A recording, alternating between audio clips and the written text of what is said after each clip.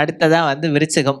பூர்வ புண்ணிய ஸ்தானம் 5ஆம் இடத்திற்கு வரக்கூடிய சனி பகவான் நம்மளுடைய பூர்வத்துல இருக்கக்கூடிய புண்ணியத்தை, ஆனா இப்பெல்லாம் வந்து ஜாதகத்துல இன்னும் பூர்வ புண்ணியம்னு மட்டும்தான் எழுதுற அந்த ஸ்லோகம் எழுதாச்சு. பூர்வத்துல நம்ம பண்ணக்கூடிய பாவங்களும் அதற்கான பலனும் தரக்கூடியது தான் இந்த ஜென்ம லக்ன பத்திரிகை அப்படின்றது. ஸோ எந்த மாதிரியான பூர்வ புண்ணியத்தை பெற்று தருவார் அப்படின்றதையும், நம்ம எந்த விஷயத்துல கவனமா இருக்கணும், என்ன மாதிரியான விஷயங்கள் பரிகாரங்களை எடுத்துக்கலாம். விருச்சிக ராசிக்காரர்களுக்கு நான் ஃபர்ஸ்ட் சொல்றது என்னன்னா, கிரி வந்து அப்பத்துலேருந்து பரிகாரம் அப்படிங்கிற ஒரு வார்த்தையை தான் சொல்லிகிட்டே இருந்தார். பிராயச்சித்தம்னு ஒன்று இருக்கு, அதை அவர் சொல்லவே இல்லை. அதான் விருச்சிக ராசிக்காரர்கள் நீங்கள் பிராயச்சித்தம் பண்ணுங்கோ, 5ஆம் இடத்துல சனி பகவான் வரச்சு. ஸோ நிறைய பேர் கேட்கலாம், பரிகாரம்னா என்ன, பிராயச்சித்தம்னா என்ன அப்படின்னு. பரிகாரம்ங்கிறது கிரக தோஷங்களுக்காக பண்ணுறது தான். பிராயச்சித்தம்ங்கிறது நம்மளுடைய பூர்வ ஜென்ம கர்மால பாவம் பண்ணதுக்கான பிராயச்சித்தங்கள். இப்போ லேடிஸ்க்கெல்லாம் நான் சொல்கிறேன், இப்போ விருச்சிக ராசிக்காரர்களுக்கு 5ஆம் இடத்துல சனி பகவான் வரார். இப்போ நீங்கள் ப்ரெக்னெண்ட்டாக இருக்கீங்க அப்படின்னா மிஸ்கேரேஜஸ் ஆகும். இப்போ இந்த அபார்ஷன் எதனால் ஆகுது, நம்மளுடைய பூர்வ ஜென்ம கர்மா சரியில்லை அப்படிங்கிறச்சே ஆகும். நம்மளை பெத்த தாய் அவங்க, அதாவது தானாக அபார்ஷன் ஆகுதுங்கிறது வேற, ஆனால் நம்ம குழந்தை வேண்டான்னு போய் பண்ணுறோம் பார்த்தீங்களா, அது மகா பாவம். ஸோ அந்த மாதிரி நீங்கள் பண்ணியிருந்தால் அந்த சிசு கொலை அப்படின்னு சொல்கிறது தான் அது. அப்போ 5ஆம் இடத்தில் சனி பகவான் வரும்பொழுது இப்போ ராகுவும் அதோட சேர்ந்து இருக்கார். ஸோ மிஸ்கேரேஜஸ் ஆகிறதுக்கான வாய்ப்புகள் அதிகம் இருக்கும், இல்லை குறப்பிரசவமாகும். அப்போ அந்த குறப்பிரசவம் ஆகும் பொழுது அந்த குழந்தைகளுக்கு ஒரு, அதாவது ப்ரெக்னென்சியும் ஜாலியாக என்ஜாய் பண்ண முடியாது, குழந்தை பிறந்தும் சந்தோஷமாக இருக்க முடியாது. அதுவும் இப்போ டாக்டருங்க போனால் எதையாவது ஒன்று சொல்லிடுறாங்க. ஆரம்பத்துலேருந்து ப்ரெக்னென்சிலேருந்து திருப்பி டெலிவரி வரைக்கும் பயம்தான். அப்புறம் ஒரு பிளட் ரிப்போர்ட்டு, அதுக்கு மேலே பயமாக இருக்கும். காது கேட்காம போகுமா, கண்ணு தெரியாமல் போகுமா, நல்லா இருக்கிற குழந்தைய கூட எத்தையாவது ஒன்று சொல்லிடுறாங்க. ஸோ இந்த விருச்சிக ராசிக்காரர்களுக்கு 5ஆம் இடத்தில் சனி பகவான் வரும்பொழுது ஃபஸ்ட்டு நீங்கள் செய்ய வேண்டியது பிராயச்சித்தம்.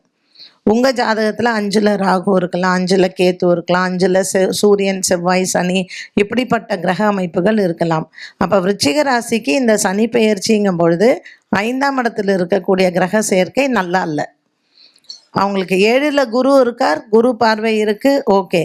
அப்போது நம்மளுடைய பூர்வ புண்ணியத்தில் நம்ம நல்லா பண்ணியிருக்கோம், நம்மளுடைய பித்ரு காரியங்களை ஒழுங்காக பண்ணோம், ஏதோ 2 தான தர்மம் பண்ணியிருக்கோம், பசிக்கிறவனுக்கு என்றைக்கோ ஒரு நாள் சாதம் போட்டிருக்கோம், இந்த மாதிரியெல்லாம் இருந்தால் நமக்கு பெரிய அளவுக்கு பிரச்சனைகள் வராது, தசாபுக்திகள் இருந்தாலும் வராது. பட் இந்த ப்ரெக்னென்சி அண்ட் சைல்டு பர்த், அதாவது இதை நம்ம என்ன சொல்லுவோம்னா வம்ச விருத்தின்னு சொல்கிறோம். இந்த வம்ச விருத்திக்கு நீங்கள் செய்ய வேண்டியது பிராயச்சித்தம் தான். இதுக்கு பரிகாரம் நீங்கள் எத்தனை பண்ணியிருந்தாலும், நான் காளஹஸ்தி போனேன், நாங்கள் போய் அங்கே பரிகாரம் பண்ணோம், இங்கே பரிகாரம் பண்ணோம், ஆனால் குழந்தை பிறக்கலன்னு சொல்கிறீங்க பார்த்தீங்களா, இதற்கு பேர் பிராயச்சித்தம்னு பேர். ஸோ பிராயச்சித்தம் எப்படி இருக்கலாம்னா, கோ சாபத்தினால வரலாம், நமக்கு பிரம்மஹத்தி தோஷம் இருக்கும், குடும்பத்தில் இருக்கக்கூடிய பிராமண சாபத்தினால வரலாம், ஒழுங்காக பித்ரு காரியங்கள் செய்யலை, பிரேத்த சாபத்தினால வரலாம். ஒரு வீட்டில் டெத்து நடந்தால் பணத்தை போட்டுட்டு எல்லாரும் சண்டை போடுறது, அது மகா பாபம், அதுக்கு பேர் பிரேத்த சாபம்னு பேர். இப்படி சாபங்கள்லையே நிறைய இருக்குது. பெண் சாபம் இருக்குது, சிசு கொலை, நான் சொன்னேன் இல்லையா, வேண்டாம் நமக்கு குழந்தை வேண்டாம் அப்படின்னு சொல்லிட்டு நாமளா கலைச்சிக்கிறது. ஸோ இதெல்லாம் நமக்கு மட்டுமே தெரியக்கூடிய ரகசியங்கள், ஆனால் அது எவ்வளோ பெரிய பாபம் அப்படிங்கிறது தெரியாது. அண்ட் குறிப்பாக திருமணத்திற்கு முன்னாடி சிசுவை அழிக்கிறது, அது ஆண்களாக இருக்கட்டும் பெண்களாக இருக்கட்டும் யாராக இருந்தாலும். ஸோ இந்த 5ஆம் இடத்துல சனி பகவான் போய் உட்கார்றாருன்னா இத்தனை விஷயங்கள் இருக்குது. நீங்கள் இப்போ கல்யாணம் எடுத்து உங்களுக்கு குழந்தை இருக்குது, அந்த குழந்தைங்களுக்கு ஏதாவது உடல் ஆரோக்கிய குறைபாடுகள் வருது, குழந்தைங்களுக்காக நம்ம செய்யக்கூடிய மருத்துவ செலவுகள், இதெல்லாம் தான் 5ஆம் இடத்தில் சனி பகவான் செய்யக்கூடிய வேலைகள், பூர்வ புண்ணிய ஸ்தானம்னு சொல்கிறோம். ஸோ நம்ம நினச்சிப்போம், நான் என்கிட்ட ஒரு அம்மா சொன்னாங்க, அவங்க ஒரு பெரிய ஆஃபீஸரோட ஒய்ஃபு, ஜாதகம் அவங்க பையனோட ஜாதகம் நான் பார்க்கும் பொழுது கலப்பு திருமணம் நடக்கும்னு சொன்னேன். அது எப்படி நீ சொல்லுவ, நான் காஞ்சிபுரம் காமாட்சி கோயிலுக்கு 5 லட்சம் கொடுத்து கிரனைட்லாம் போட்டிருக்கேன், காமாட்சி அம்மன் பார்த்துப்பான்னு சொன்னாங்க அவங்க. நான் சொன்னேன், பரவாயில்ல, காமாட்சி அம்மன் பார்த்தாங்கன்னா எனக்கு சந்தோஷம், ஆனால் காமாட்சி அம்மன் உங்ககிட்ட கேட்கல, எனக்கு 5 லட்சத்துக்கு கிரனைட் போடுன்னு கேட்கல. உங்கள் வம்சத்தில் இருக்கக்கூடிய பாவத்தில் உங்களுக்கு வர வம்ச விருத்தியில் நீங்கள் நினைக்கிற மாதிரி ஒரு திருமணம் நடக்காது. உங்கள் பையனுக்கான வம்ச விருத்தியில் கலப்பு திருமணம் தான் நடக்குமா? அந்த அம்மா ஏற்றுக்கவே இல்லை, என் கூட சண்டை போட்டு போயிட்டாங்க. நான் கேர் பண்ணலன்னு வச்சுக்கோங்க. அதுக்கப்புறம் கல்யாணம் ஆகி அந்த ஒய்ஃபோட வந்தாங்க, அந்த மாட்டு பொண்ணோட வந்தாங்க.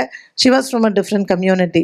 அப்போ என்கிட்ட சொன்னாங்க, உன் வாய்க்கு சக்கரை தான் போடணும், நீ இப்படி சொல்லிட்ட அப்படின்னு. அப்போ நான் கேட்டேன், காமாட்சி அம்மன் கிரனைட் நீங்கள் போட்டு கொடுத்தீங்க காமாட்சி அம்மனுக்கு, ஸோ பையனுக்கு கல்யாணம் பண்ணி கொடுத்துட்டா. ஆனால் ஜாதகத்தில் கிரகங்கள் இருந்ததோ அதுதான் பேசும்.